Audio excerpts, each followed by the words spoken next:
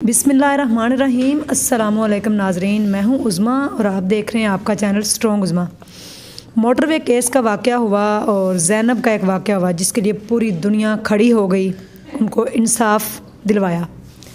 मैं इस टाइम उकाड़ा के अंदर मौजूद हूँ। यहाँ पे एक माँ और एक मज़दूर बच्ची के साथ ज़्यादती की गई है ज़ाती रंजिश की वजह से। माँ जाए नमाज के ऊपर थी जबकि अपने ही रिश्तेदारों ने और हमसायों ने मिलके ज़्यादती की, जबकि आप सल्लल्लाहु अलैहि वसल्लम की हदीस है कि 40 घर इधर और 40 इधर। ये आपके हमसाए हैं, इनका ख्याल रखें। हमसाए और रिश्तेदारों ने मिलके माँ और बच्ची की ज़िंदगी बर्बाद कर दी। आज वो दर बदर हैं, कहीं मुंह दिखाने के काबिल नहीं है। ये वाक़या कैसे हुआ, ज़ाती क्या रंजिश थी, इनसे ही पूछते हैं। अस्सलाम वालेकुम। वालेकुम अस्सलाम। आप मुझे बताएं कि ज़ाती क्या रंजिश थी कि आप जाए नमाज पे थी तो ये वाक़या पेश आया? मेरे ख़ावत के साथ उनकी 1-2 साल पहले लड़ाई हुई थी और मामूली सी कोई लड़ाई थी, कोई ऐसी ज़्यादा लड़ाई भी नहीं थी। उन्होंने बच्चों की तरह कोई लड़ाई होती है तो उन्होंने गली में उसको थोड़ा सा मारा और उन्होंने उनको मारा। मतलब उसी टाइम सुलह हो गई थी। मेरे बच्चा फिर उनके घर पढ़ने चला गया, आपस में मतलब ऐसी घुल मिल गई, कोई ऐसी बात नहीं थी। लेकिन मुझे नहीं पता था कि हसन जो आफ्ताब है उसने अपने दिल में बात रखी हुई है। वो कौन था? वो हमारा हमसाया है और वो मेरे बेटे के साथ पढ़ता भी रहा, उसी मतलब कि एक ही टीचर के पास उनके घर में जाता रहा, पढ़ता रहा। कितनी उम्र थी उसकी? उसकी मैक्सिमम तो है 17-18 साल होगी। छोटा बच्चा है, टीन एज का। जी, मतलब कि मैट्रिक के उस वक्त उसने पेपर दिए थे तो मेरा बच्चा उधर उस वक्त 8th क्लास में था। तो क्या कहते हैं, उनके घर में मेरा मोबाइल भूल गया। मैं फ़ीस देने के लिए गई हूँ उसके सर को, तो वहाँ पे मेरा मोबाइल भूल गया। उसने उसमें से सारा डाटा निकाल के, जितना भी मेरी तस्वीरें थी उसको निकाल के और ख़ुद ही वापस करने के लिए आया कि भाभी आपका मोबाइल हमारे घर भूल गया था। तकरीबन 5 दिन बाद उसने नंबर निकाल के उसमें से मुझे कॉल की है और कॉल करके कहता है कि आप दोस्ती करें। मैंने कहा तुम्हें शर्म नहीं आती, तुम किस तरह की बात करते हो कि तुम तो मेरे बच्चों की तरह हो। जी, मैंने यही कहा। मैंने कहा तुम मेरे बेटों की तरह क्यों, तुम्हें शर्म नहीं आती? मैंने कहा मैं रिजवान को शिकायत लगाऊंगी। वो पहले तो इस चीज़ से डर गया। वो कहता ठीक है शिकायत लगानी है तो फिर आप मेरी आके बात सुने। मैं वो कॉल नहीं करता। मैं वहाँ पे गई हूँ, मैंने कहा हाँ बताओ। कहता कॉल करने से पहले एक बात याद रखना है, ये तस्वीरें है तुम्हारी मेरे पास। तो फिर क्या हुआ? तस्वीरों का क्या था? अगर वो वायरल कर भी देता, उसमें कौन सी ऐसी आपकी नंगी तस्वीरें? खावत के मेरे मियाँ के साथ मेरी तस्वीरें थी, उसने उसको उनमें से निकाल के मेरे खावत की खुद अपनी ऐड की हुई थी, एडिट कर दी। जी। उसके बाद उसने जो मेरी दूसरी तस्वीरें थी उनके अंदर उसने अपने धड़ किसी का लगा के फेस मेरा लगाया हुआ था और कुछ इस तरह की उसने बड़ी गलत किस्म की तस्वीरें बनाई हुई थी।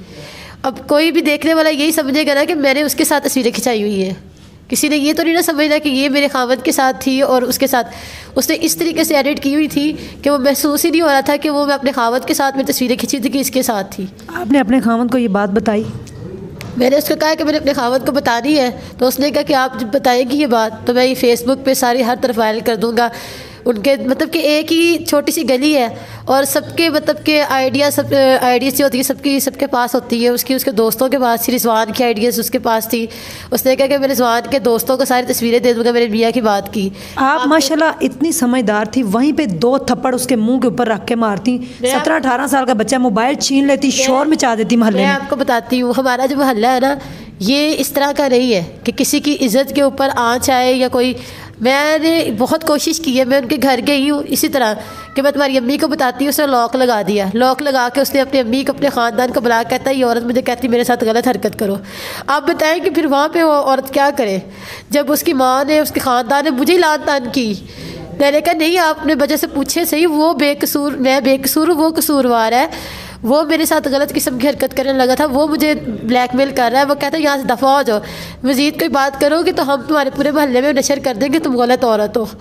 और मैंने अपनी इज़्ज़त बचाई कि मैं इतना पर्दा करती हूँ, मैं कभी बाहर ही निकली तो मेरा कुछ भी नहीं रहेगा। मेरा खावत की इतनी इज़्ज़त बनी हुई थी पूरी ड्राइवरी में।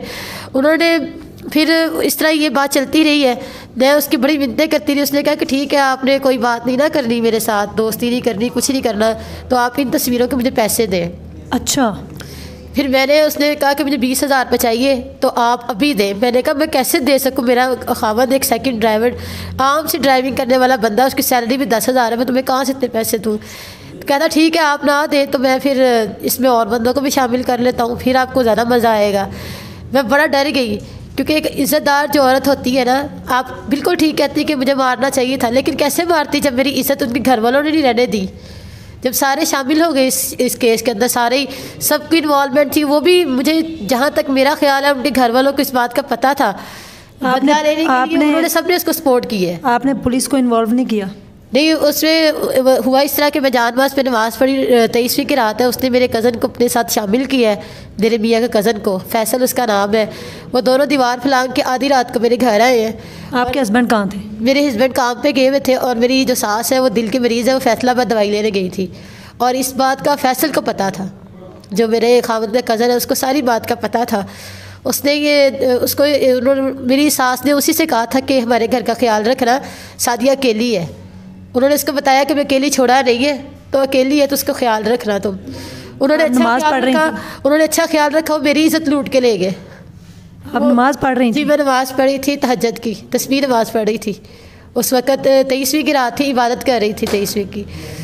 तो कितने लोग आए थे? एक आफ्ताब आया था और एक फैसल आया था, 2 बंदे। हाँ जी, दीवार फलांग के इस साइड पे मैं नमाज़ पढ़ रही हूँ, और जानवर से वो जब बालों से घसीटते हुए ले गए, ग्रिल का दरवाज़ा बंद कर दिया। मेरे बच्चे शोर ने आपने बचाया? मेरे बच्चे शोर कर रहे थे। उन्होंने कहा कोई भी आवाज़ यहाँ से निकालोगे तो हम यही से कहेंगे कि तुमने अंदर बंदा बुलाया हुआ था, तो हम तो पकड़ रहे थे। जब इसने अंदर बंदे को बुलाया हम तो पकड़ रहे थे। उन्होंने कहीं पे भी मेरी इज़्ज़त नहीं छोड़ी, मेरे सारे कपड़े उन्होंने फाड़ दिए। उसके बाद मैंने उसको कहा कि तुम्हें अल्लाह का वास्ता है, मेरी इज़्ज़त छोड़ दो, मेरा जवान बेटा मेरे सामने देख रहा है तो मुझे छोड़ दो। लेकिन उनको तरस नहीं आया मेरे ऊपर।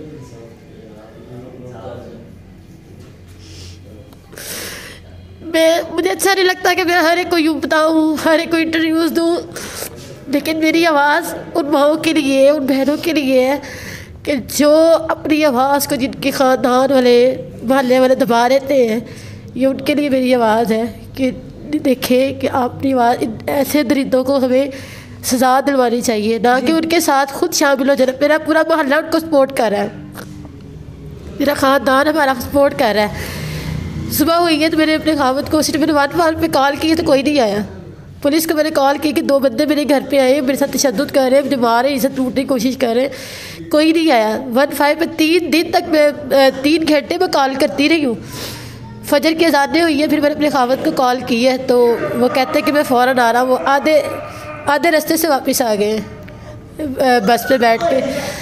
सुबह वो निकले तो उन्होंने पूरे मोहल्ले में कहा कि जी मैं गलत हूँ, हमने तो कोई लड़का था अंदर, तो उसको पकड़ने के लिए देखा था तो उसने इल्ज़ाम लगा दिए।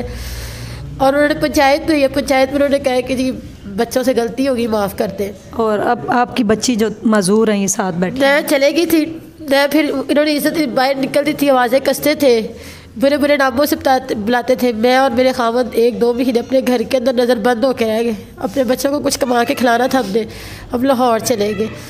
वहाँ से मैं 1 साल पूरा बीता है, तो उन्हीं लड़कों ने मेरी बच्ची के साथ जाती करवा दी, मेरे भांजे को शामिल करके, खुद भी की है। बच्ची आप साथ नहीं लेके गई थी? मैं किसी घर में नौकरी करती थी, कुकिंग की, मेरे खामद ड्राइवर थे, वहाँ पे फैमिली को नहीं रखने देते, क्वार्टर उन्होंने छोटा सा। कितने बच्चे हैं आपके? मेरे 4 हैं। तो सबसे छोटी है ये? नहीं, सबसे छोटी मेरी बेटी एक और है, ये 3रे नंबर पे है। इसको भी उन्होंने मैं अपने घर मेरा भांजा लेके जाता रहा, उनके घर में पढ़ती, जिसको पढ़ने का बहुत शौक़ है, तो ये उनके घर में जाती रही है। तो ट्यूशन पढ़ती थी, जब मेरी बहन के चले जाती थी, मेरी भांजी की चले जाती थी, वो नशा करता था, तो वो इसके साथ जो उसका दिल करता था वो अपनी मर्जियाँ पूरी करता रहा।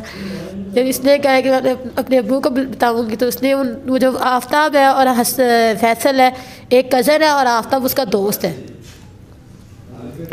पुलिस ने भी उनको इसी बात पे रिलीफ दी है कि एक ख़ानदान के तौर पे और एक दोस्ती के तौर पे वो उसको सपोर्ट करता है, तो इन्होंने उनके ऊपर इल्ज़ाम लगा दिए। हत्ता कि एक विक्टिम खुद कहता है कि मेरे साथ उन्होंने भी ज़्यादती की है और उसने भी की है। मुझे नहीं पता कि इंसाफ किधर है। मैं इस इंसाफ के लिए यकीन करें 7 माह पैदल कचहरियाँ जाती रही, 2-3 मील का सफ़र है, मैं पैदल जाती हूँ और पैदल आती हूँ, सिर्फ इसलिए कि मुझे अपना दुख भूल गया। मुझे अपनी बच्ची का दुख नहीं भूलता, मैं अपनी बच्ची का दर्द नहीं भूल सकती। दुनिया का हर बंदा भी आ जाएगा, मैंने उनको माफ़ नहीं करना। मेरी बच्ची के साथ बहुत ज़्यादती की है उन्होंने। बच्ची की उम्र सिर्फ 12 साल है और बच्ची माजूर है, छोटी सी बच्ची, इसलिए बच्चों को एतमाद में लेना चाहिए। मियाँ बीवी को एक दूसरे के ऊपर भरोसा होना चाहिए। अगर ज़िंदगी में अल्लाह ना करे कोई बात हो जाए तो उनकी बात सुनने वाला कोई हो, और अपनी डिवाइसेस, अपने मोबाइल, उसमें मेमोरी कार्ड, जो भी कुछ हो, उनको बड़ा संभाल के रखना चाहिए। क्योंकि कहीं पे भी अगर ये मसला होता है, मोबाइल औरत बोलती है, कोई भी तस्वीरें होती हैं तो तस्वीरें फिर लोग इस तरह धमकियाँ देते हैं। अब आपका केस कहाँ तक पहुँचा है? मेरे केस में इनको सहूलतकार का पर्चा काटा था इनका रबिया के मामले में, हत्ता कि पूरे शामिल हैं। उसने ख़ुद बताया है कि ये लोग शामिल हैं, तो पुलिस ने उनको जो है ना रिलीफ दे दी। उन्होंने कहा है कि जी ख़ानदान की वजह से और दोस्ती के नाते वो इसको सपोर्ट करता था, तो इनका कोई इसमें किरदार नहीं बनता।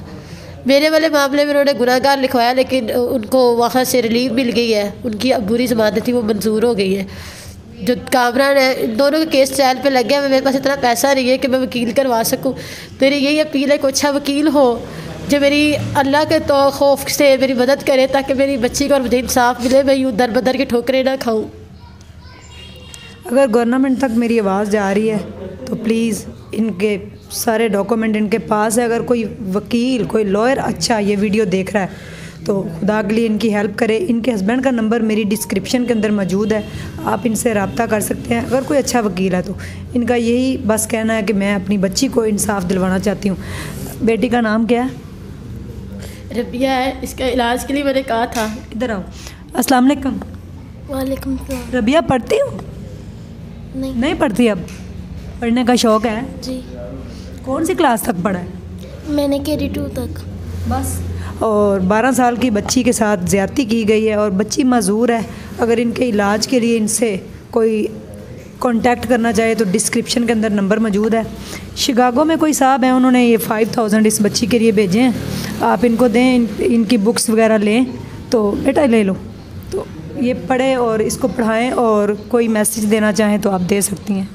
मैं यही कहना चाहती हूँ कि जिन माओ और बेटियों के साथ ऐसा होता है उसकी आवाज़ को दबाए ना, अपने मोहल्ले वालों को साथ देना चाहिए था। आप लोग इस बात को छुपाए ना, बल्कि आप ओपनली आए और आके अपने बच्चों के लिए और अपने आप के लिए जिनके ऊपर हरासमेंट होती है, अपने आप के लिए बाहर निकले और अपनी आवाज़ को बुलंद करें, ताकि ऐसे लोगों को हम कैफ़े किरदार तक पहुँचाएं और उनको सख्त से सख्त सज़ा दिलाएं, ताकि आइंदा किसी की माँ और बेटियों के साथ ऐसा कुछ ना करें।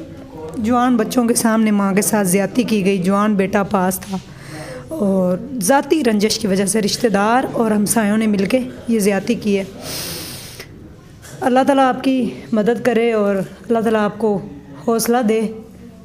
कोई अल्लाह का बंदा, कोई नेक इंसान इनकी हेल्प करे, ताकि कोई ऐसा lawyer please contact. Thank you so much. अपना ढेर सारा ख्याल रखिएगा, दुआओं में याद रखें। अल्लाह हाफ़िज़।